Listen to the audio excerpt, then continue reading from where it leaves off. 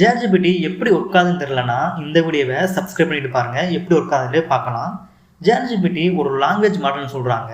இது லட்சக்கணக்கான புத்தகங்கள், வலைத்தளங்கள், கட்டுரைகள், உரையாடல்கள் போன்ற பெரிய அளவிலான டெஸ்ட் டேட்டாவிலிருந்து தானாகவே லேர்ன் பண்ணிக்கும்.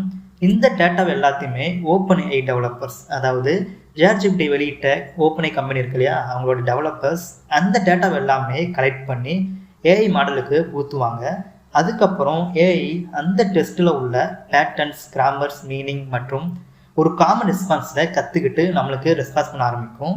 எக்ஸாம்பிள், நீங்கள் ஹவ்வாரின்னு ஒரு டெஸ்ட்டு டைப் பண்ணும்போது ஜேர்ஜிபிடி தான் கற்றுக்கிட்ட ட்ரைனிங்லேருந்து ஐ எம் டூயிங் இல்லாட்டி ஐ எம் ஃபைன் இந்த மாதிரி ஒரு வேர்டு தான் வர வேண்டும் என்ற ஒரு பேட்டர்னை தானாகவே கற்றுக்குறோம்.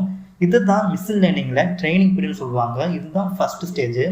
அண்ட் செகண்ட் ஸ்டேஜ் பார்த்தீங்கன்னா இன்ஃபரன்ஸ் ஸ்டேஜ் சொல்லுவாங்க.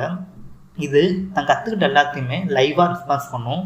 இப்போது நீங்கள் உவாரின்னு ஒரு கேள்வி கேட்கும்போது அந்த கேள்வியை, அந்த சென்டென்ஸ் எல்லாத்தையுமே ஒரு டோக்கன்ஸாக பிரிக்கும். டோக்கன்ஸ்னால் ஒரு ஸ்மால் டெஸ்ட் ஆஃப் பீசஸ், இந்த மாதிரி ஒரு ஸ்மால் டெஸ்ட் ஆஃப் பீசஸாக பிரித்து அதுக்கப்புறம் தான் ட்ரைனிங்கில் கற்றுக்கிட்ட பேட்டர்ன்ஸை பார்த்து இதுக்கு ரிலேட்டட் வேர்ட்ஸ் என்ன வரும்ன்றதை தானாகவே ப்ரிடிக்ட் பண்ணி அதை கம்ப்ளீட் பண்ண ஆரம்பிக்கும். ஸோ இப்படி தான் ஒரு சென்டென்ஸ் உருவாகுது. ஜேர்ஜிபிடி இப்படி தான் ஒர்க் ஆகுது.